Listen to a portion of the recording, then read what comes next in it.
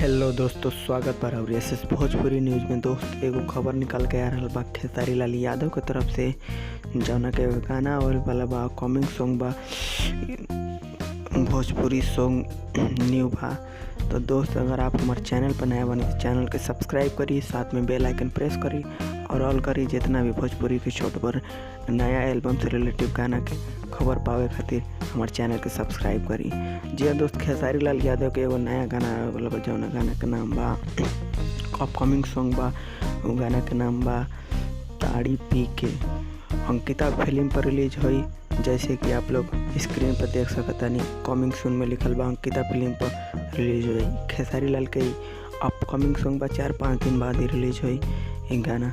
तो खबर कैसे लगल? खबर अच्छा लगल हो तो एक लाइक करो। चैनल पर बानी तो चैनल पर नया अगर बानी तो सब्सक्राइब करी। हम मिले तनी अगला वीडियो के साथ, तब तक के लिए take care, bye, keep supporting.